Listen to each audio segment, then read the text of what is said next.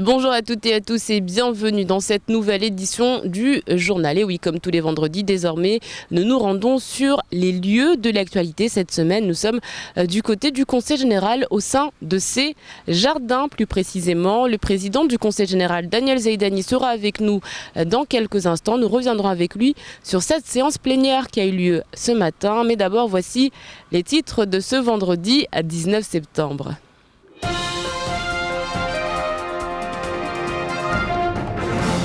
La rencontre tant attendue hier entre le préfet Seymour Morsi, le vice-recteur Nathalie Constantini, les syndicats et les parents d'élèves a accouché d'une souris. Le statu quo est de mise, la représentation de l'État n'offrant selon les syndicats rien de nouveau. Rien n'aura donc changé, s'étonne l'intersyndicale qui menace de retourner dans la rue. Et puis ce matin, les parents d'élèves de l'école Cavani Sud étaient mobilisés et nous ont invités à faire une visite des écoles élémentaires que fréquentent leurs enfants. Le constat est sans appel, des enfants scolarisés dans de tristes conditions et cela ne s'améliore pas. Aujourd'hui, les parents s'organisent et veulent être entendus. Et puis, place aux journées européennes du patrimoine qui commenceront demain. 2 jours de festivités sur toute l'île. Comme chaque année, c'est l'occasion de fêter le patrimoine culturel et naturel de l'île-au-Lagon. Plus d'une vingtaine de sites sont ouverts gratuitement au public. Demandez le programme dans votre journal.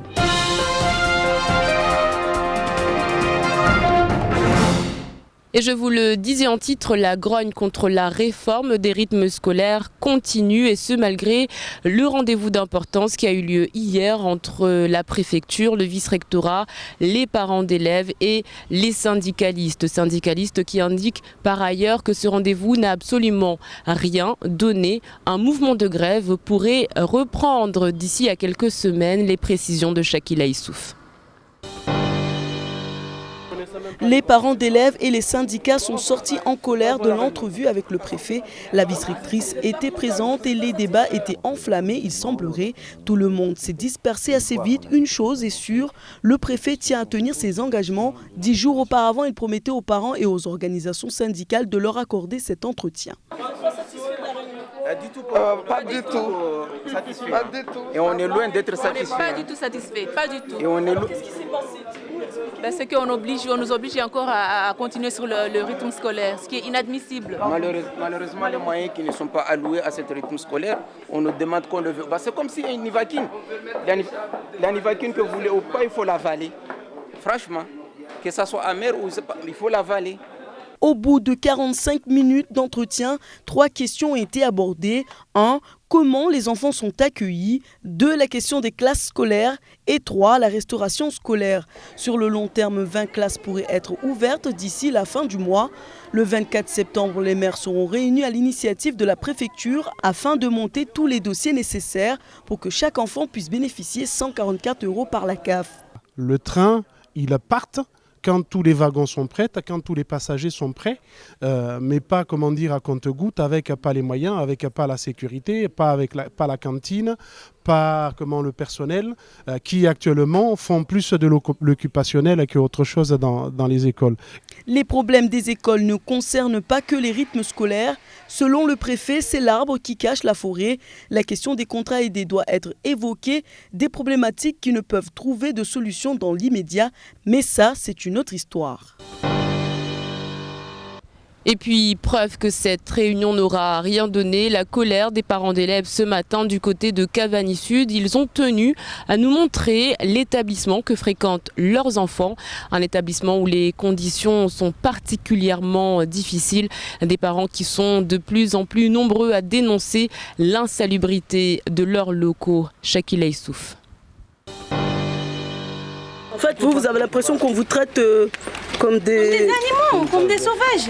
Parce que si on nous traitait normalement, ça ne serait pas comme ça. Il n'y a pas la sécurité, on nous traite comme des animaux, nos enfants comme des animaux. Et ça, c'est pas bon. Même les professeurs. Voilà, même les professeurs, parce que déjà, il y a des délinquants qui entrent ici, qui insultent les enseignants, les directeurs, tout ça. Donc, c'est pas bon quand même. Tout ce qui se passe là, c'est pas bon quand même. On est français, tant qu'on est français, ailleurs la même loi. Que ce soit ici, que ce soit à La Réunion, que ce soit ailleurs la même loi.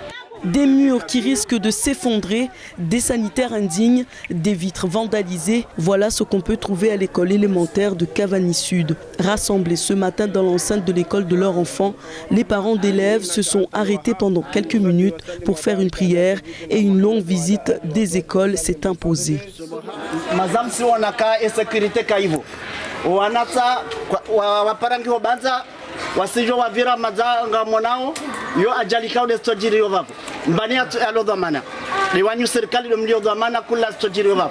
Les élèves, les parents et même le directeur d'école, qui est une institution de la République, sont logés à la même enseigne. La question des rythmes scolaires s'impose dans le 101e département à un moment où les attentes en matière de sécurité, d'hygiène et de l'application du droit commun ne peuvent attendre.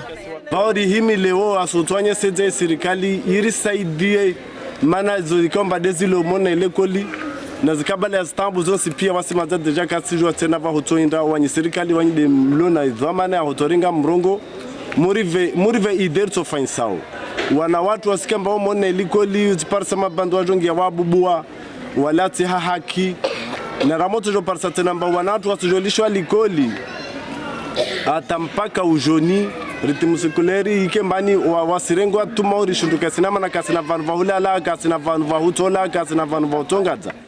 Circuler dans le secteur devient vite un parcours de combattants. La réalité des parents d'élèves et de leurs enfants semble faire partie d'un film d'horreur. Dans leurs prières, ils demandent à Dieu de faire en sorte que les élus entendent leur voix. Ainsi, à l'image de cette chèvre, leurs enfants ne sont ni encadrés ni en sécurité pour étudier. On en vient maintenant à ce rendez-vous d'importance qui s'est donc déroulé ce matin du côté de l'hémicycle Younoussa Bamana. La grande rentrée des élus a donc eu lieu avec certes un peu de retard.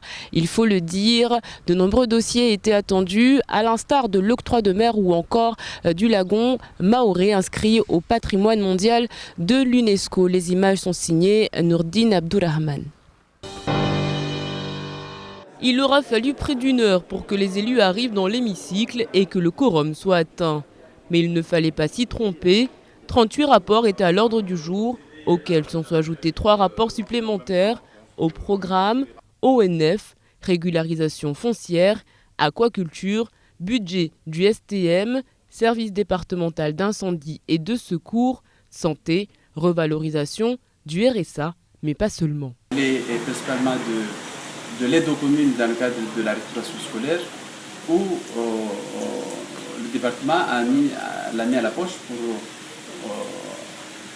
pour exonérer en quelque sorte les communes de plus d'1 400 000 euros.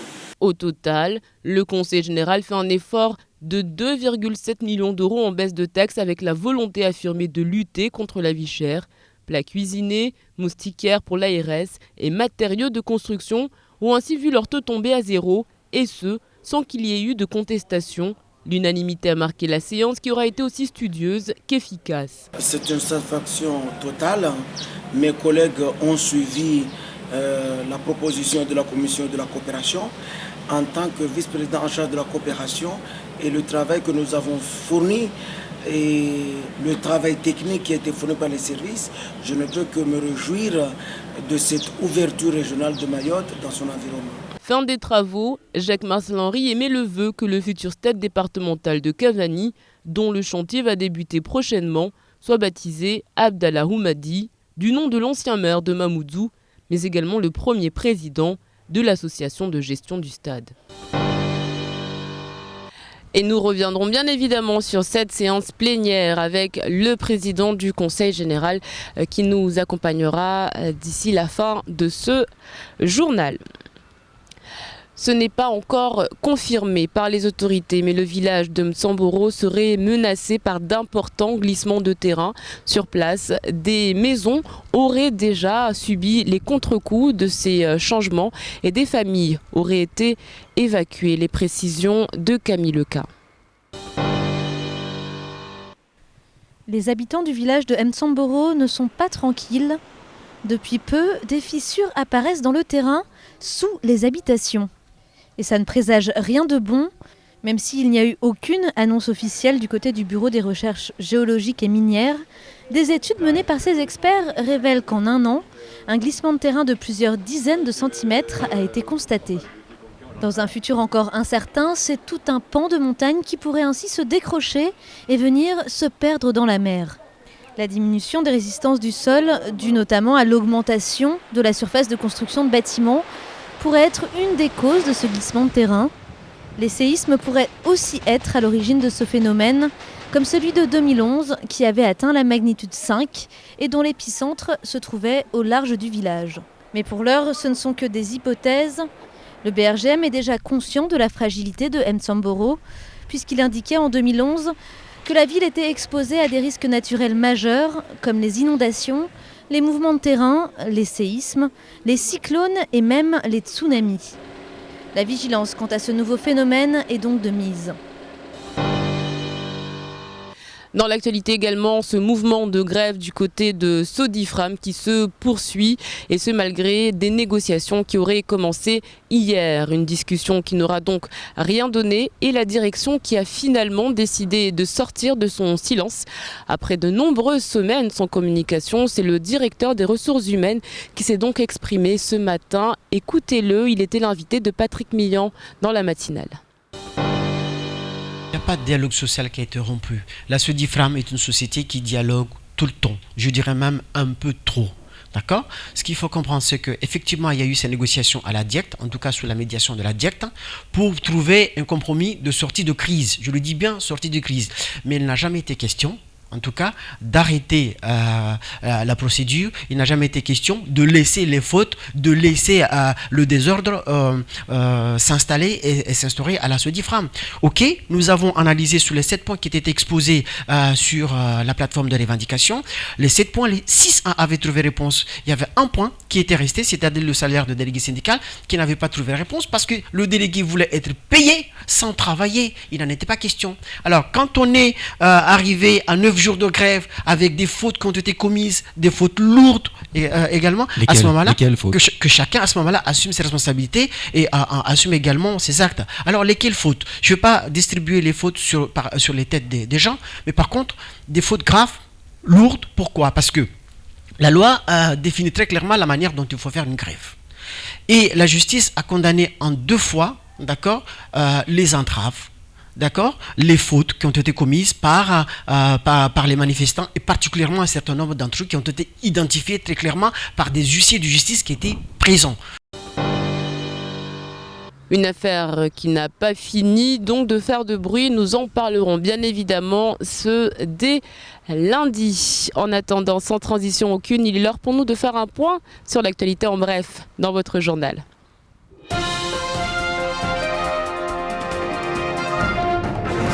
La compagnie XL Airways a annoncé le lancement l'été prochain d'une nouvelle liaison entre Lyon et La Réunion.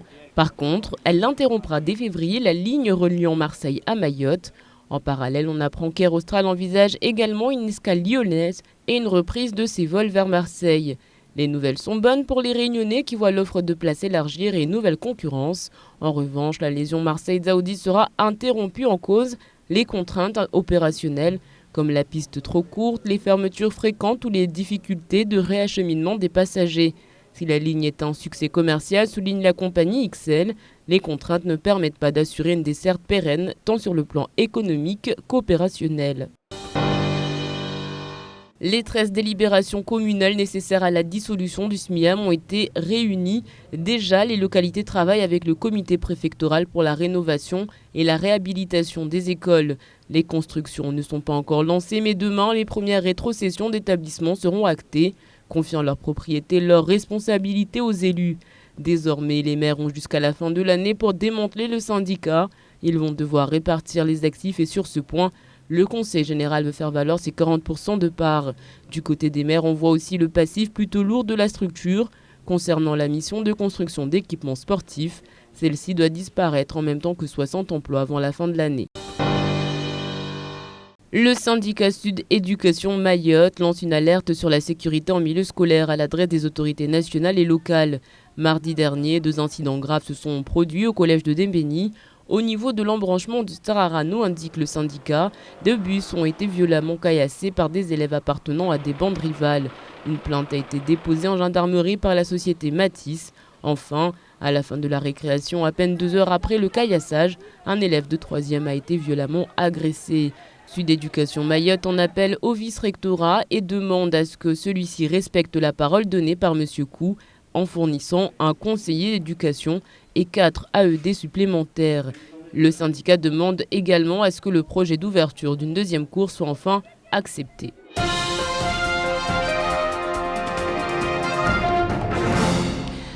La 31e édition des Journées du patrimoine se déroulera donc ce week-end. Mayotte sera en fête avec plus d'une vingtaine de sites ouverts au public, des visites gratuites. Certaines inscriptions sont déjà closes, on le rappelle. En attendant, il y aura beaucoup à voir ce week-end. Tout un programme que nous détaille Camille Leca. Ce week-end, ce n'est pas le patrimoine, mais bien les patrimoines qui sont à l'honneur. Et oui, puisque Mayotte est riche d'un patrimoine à la fois culturel, avec ses musées, ses mosquées, ses anciennes usines sucrières, mais aussi naturel bien sûr, avec son lagon extraordinaire. Et pour préparer ces 2 journées, le Conseil général et la préfecture n'ont pas chômé. Il y a eu beaucoup de travail en amont. On a souhaité, donc la direction des affaires culturelles de la préfecture et le Conseil général de Mayotte, se rapprocher des acteurs du patrimoine. Et il y en a à Mayotte, il y a les communes, il y a les associations. Et donc on a mené un travail, on est allé les rencontrer, on a vu avec eux identifié leur patrimoine, on a vu quelles associations portaient ce patrimoine et ce qu'on pouvait proposer au public lors de ces journées pour les valoriser. Le coup d'envoi sera donné ce samedi avec notamment la découverte de la vasière des Badamiers à Dzaoudzi l'abattoir, la visite des vestiges des usines sucrières de Bandraboua et d'Ambeni ou du magnifique îlot Mbouzi. Encore à Dzaoudzi l'abattoir, vous pourrez aussi découvrir l'intimité des Ziaras, l'un des sites sacrés de l'île. Dimanche, les festivités continuent avec la visite des vestiges des usines sucrières de Tsangamouji et Wangani ou encore vous pourrez aller visiter le jardin des épices de Coconi. De là, prenez la direction de la fête du coco à Tsingoni, où de nombreuses merveilles artisanales seront exposées. Avec tous ces lieux mis en valeur, ce rendez-vous annuel est en tout cas très important pour la valorisation du patrimoine mahorais. À Mayotte, ce qu'il y a, c'est que les gens n'ont pas forcément la notion de patrimoine. Quand on leur demande c'est quoi le patrimoine, ils ne savent pas forcément expliquer. Donc on a plein de mots pour le dire. On a l'héritage, on a la mémoire, on a la trace. Et tout ça, c'est des choses qu'il faut... Enfin, il y a une éducation à ce que c'est que son patrimoine et à la conscience qu'on en a afin de le valoriser et de le protéger et d'en faire quelque chose pour le transmettre aux générations suivantes. Donc c'est très important à Mayotte de connaître son patrimoine. Donc on est dans une période d'identification, on fait des recherches. Il y a des chercheurs qui travaillent sur le patrimoine de Mayotte, on écrit des choses de façon à avoir les outils pour après les transmettre à la population. La liste des festivités est bien trop riche pour tout vous citer, mais sachez que pour cette édition 2014, vous aurez l'embarras du choix. Et je vous le disais donc en début de journal, le président du Conseil général nous accompagne tout au long de cette édition. Il nous accueille donc dans les jardins du Conseil général. Monsieur le Président, bonjour. Bonjour. Nous allons donc revenir avec vous sur cette séance plénière, une séance plénière d'importance puisqu'après plusieurs semaines sans vous être réunis aujourd'hui, c'était la grande rentrée des élus. Oui, c'est vrai qu'en cette période de l'année, c'est la rentrée un petit peu pour tout le monde, y compris des institutionnels. Donc nous avons démarré en trombe ce matin. En retard. Et en trombe, puisque nous avions plus de 41 rapports qui ont pu être examinés dans le cadre de la séance plénière. Et nous avons également examiné plus de 46 rapports en commission permanente. On a l'impression aujourd'hui que le Conseil général est en train d'avoir un nouvel essor, de se réveiller peut-être, de prendre une nouvelle envergure. Il est vrai que ce que vous dites est vrai, très clairement, puisque maintenant que nous avons pu retrouver notre capacité financière, puisque le déficit est résorbé, nous avons réellement la possibilité de pouvoir intervenir directement dans l'économie et auprès de nos partenaires qui, pour certains, sont en grande difficulté et qui comptent sur le Conseil général. C'est la raison pour laquelle nous avons marqué des actions fortes en direction du médico-social, du social, de l'associatif, des communes et bien évidemment auprès également de nos partenaires. économique. Alors aujourd'hui, on a vraiment l'impression que le Conseil général veut s'engager donc dans l'économie locale en luttant notamment contre la vie chère avec plus de 2 millions d'euros en moins de taxes pour certains secteurs notamment. Oui, en fait, vous savez que l'octroi de mer a été mis en place cette année. Nous avons pu, en début d'année, en particulier le 6 février, définir une liste de produits qui ont pu bénéficier, eux, d'un différentiel pour ne pas être impactés par les prix de l'octroi de mer, à savoir des taxes. Mais par contre, tous les autres produits qui ne sont pas protégés, avec la mise en place de l'octroi de mer, génèrent automatiquement une augmentation des prix sur la vente de ces produits. C'est la raison pour laquelle le Conseil général, afin de préserver le pouvoir d'achat de la population et de maintenir une stabilité économique au sein des entreprises qui font de l'importation, nous avons souhaité exonérer des secteurs qui sont impactés par cette augmentation. Ce matin, par exemple, nous avons pu intervenir auprès du secteur du BTP. C'est presque 1 million d'euros d'économie de taxes que le Conseil général peut avoir en termes de manque à gagner. Et de la même manière, nous sommes intervenus au niveau de la presse, puisque nous avons exonéré de taxes tous les journaux qui peuvent rentrer sur le territoire afin de faciliter la diffusion de l'économie, de l'information, des journaux nationaux. Nous avons agi de la même manière auprès des moustiquaires parce que vous savez, en cette période de l'année où la dengue sévit fortement sur notre territoire, il était important que le Conseil général également apporte son soutien.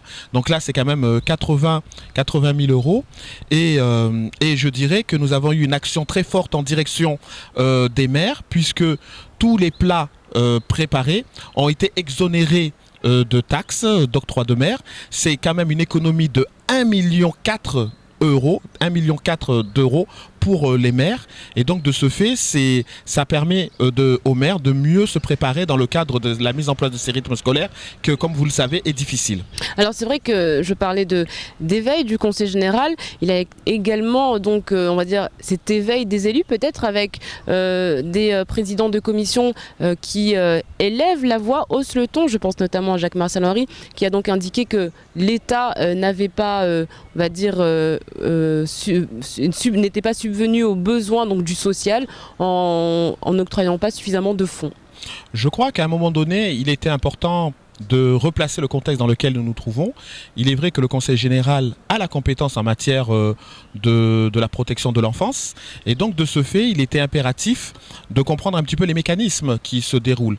La compétence est du Conseil général, mais nous savons que le niveau de mineurs isolés que nous rencontrons sur le territoire, on peut parler à peu près de 2500 au minima jusqu'à 6000 selon certaines associations, est anormalement élevé parce que nous savons qu'en l'espace de 10 ans, il y a eu quand même plus de 200 000 reconduites à la frontière qui ne peut pas avoir de conséquences directes sur la structuration même des familles, puisque nous savons que nous ne pouvons pas reconduire les enfants en période scolaire. Et donc de ce fait, nous indiquons que déjà sur ce postulat-là, il est impératif que cette situation anormale que nous avons de mineurs isolés est issue directement de la politique de lutte contre l'immigration qui appartient à l'État. Donc c'est pour ça que dans le cadre de la mission du Conseil général, l'État devrait pouvoir nous accompagner pour pouvoir faire face à cette compétence. Et nous constatons dans les faits que l'État agit, c'est bien, puisqu'elle accorde jusqu'à 5 millions d'euros à diverses associations pour encadrer les mineurs isolés, mais nous constatons que cette action volontariste de l'État, qui est positive, a été faite sans concertation avec le Conseil général qui est finalement celui qui a la responsabilité. C'est la raison pour laquelle aujourd'hui nous sommes en train d'avoir une démarche consistant à faire de la régularisation de cette situation directement avec cette association. Nous sommes par exemple aujourd'hui en discussion avec l'association Solidarité Mayotte pour qu'elle puisse bénéficier des habilitations nécessaires pour pouvoir exercer cette activité. Alors c'est vrai que ce sont de gros chantiers, on parle du social, on parle également de l'octroi de mer, on parle également du haut débit puisque le Conseil général a fait de ce haut débit, voire de ce très haut débit, une priorité. Oui, vous savez que ce n'est que depuis avril 2012 que le haut débit est arrivé à Mayotte à travers le câble Lyon 2. Lyon, Lyon tout court, tout à fait, à travers le câble Lyon. Donc on commence seulement à se familiariser parce que jusqu'à présent, nous étions avec les réseaux téléphoniques RTC qui avaient un débit extrêmement bas. Maintenant, on voit bien qu'on a fait un vrai boom en avant et ça, c'est quelque chose de positif pour notre territoire. On est moins coupé du monde, mais néanmoins, nous constatons que l'infrastructure qui devrait être sur le territoire, parce qu'avoir le haut débit arrivé sur le territoire, c'est bien, mais il faut également avoir l'architecture sur le territoire pour que ce haut débit soit accessible à tous. Or, nous constatons que les opérateurs privés qui ont amorcé ce déploiement, en particulier de la fibre optique, envisage de le faire essentiellement sur le nord. C'est pour ça que le Conseil général, afin de ne pas pénaliser la population qui se trouve dans le sud, a décidé dans le cadre de son schéma départemental d'aménagement numérique, d'aménager essentiellement le sud de l'île en faisant une boucle qui partirait de Mamoudzou et qui descendrait par Bouéni et qui remonterait jusqu'à Sada et qui irait par Combani, ce qui permettrait très concrètement aux foyers mahorais d'accéder à ce haut débit chez eux. Et là, je dirais que s'il est vrai qu'il y a à peine 2 ans en arrière, nous étions seulement avec un débit qui avoisinait à peine les 500 kilos, nous sommes dans le cadre de la fibre optique avec un débit qui pourrait avoisiner les plus de 100 mégas. Donc concrètement, on peut dire qu'à Mayotte, nous avons fait un bond en avant en termes de technologie. Et je rajouterai même en disant tout simplement que nous avons pu monter des dossiers auprès des services de l'État, en particulier de la ministre Fleur Pellerin à l'époque où elle s'occupait du numérique. Et nous avons donc bénéficié d'une enveloppe de 2,9 millions d'euros qui nous permettra de faire les investissements nécessaires puisque cela représente à peu près 53% des investissements que nous avons à réaliser dans les 3 prochaines années. Donc c'est quelque chose de positif pour Mayotte et encore une fois, nous avons démontré notre capacité à aller chercher l'argent là où il se trouve. Alors on va parler également de bonnes nouvelles puisqu'il y a également cette coopération régionale qui prend aujourd'hui un tout autre sens avec des accords signé avec Moélie. Vous pouvez nous en dire un peu plus ? Très concrètement, aujourd'hui, je dois dire que je me réjouis de la délibération qui a été votée à l'unanimité ce matin au niveau du Conseil général, puisque les élus ont accepté que le Conseil général de Mayotte puisse signer une convention cadre avec l'île de Moélie, qui elle-même a déjà signé auprès de leur assemblée une convention autorisant le président de l'île à signer une convention avec le département de Mayotte afin d'établir des règles d'échange, de coopération régionale. Je crois que les îles de Comores sont notre partenaire naturel, mais comme vous le savez, les difficultés politiques et l'opposition concernant la direction politique qui ont été prises par Mayotte et le reste des Comores a conduit finalement à un silence assourdissant entre nos îles. Donc réellement, là, c'est une avancée non négligeable qui doit être soulignée et j'espère que nous aurons prochainement le loisir et le plaisir d'accueillir ce président de Moélie afin de contractualiser, de co-signer ces conventions qui nous permettra d'avoir une dynamique et une démarche nouvelle puisque jusqu'à présent, comme vous le savez, ces conventions, nous les signons jusqu'à présent qu'avec les régions malgaches, mais c'est bien. Mais il faut aussi quand même travailler avec les îles des Comores et ça c'est une avancée encourageante pour l'avenir de Mayotte, en particulier lorsque nous savons que nous avons pu bénéficier dans le cadre des fonds européens d'une enveloppe de coopération territoriale européenne à hauteur de 12 millions d'euros qui nécessitera que nous travaillions avec les Comores et pour cela il faudra que les Comores en soient d'accord. Donc cette initiative de l'île de Moélie est encourageante pour l'avenir. Alors c'est vrai, et on a eu cette impression qu'il y a certains dossiers où majorité, opposition sont unanimes, comme donc ce genre de questions autour de la coopération régionale. Et puis il y a également cette proposition de Jacques-Marcel Henry d'inaugurer, de baptiser le futur stade de Cavani, donc au nom de Abdallah Oumadi. C'est plutôt une bonne chose de donner des noms à des sites officiels mahorais, des noms mahorais, des noms emblématiques. Vous savez, c'est vrai que lorsqu'on a un territoire, un gymnase, un complexe sportif ou un établissement qui nous appartient, je crois que c'est aussi l'occasion pour nous d'honorer la mémoire des personnalités qui ont marqué l'histoire de Mayotte. Et vous savez, Abdallah Oumadi a été maire de Mamoudzou pendant 18 ans. Il a eu des responsabilités avant la séparation des Comores où il était parlementaire, il représentait l'île de Mayotte. Et il a été le premier président de la GSDM qu'il a dirigé pendant plusieurs années. Donc on peut considérer que c'est un homme politique qui a marqué la capitale, le chef-lieu de Mayotte.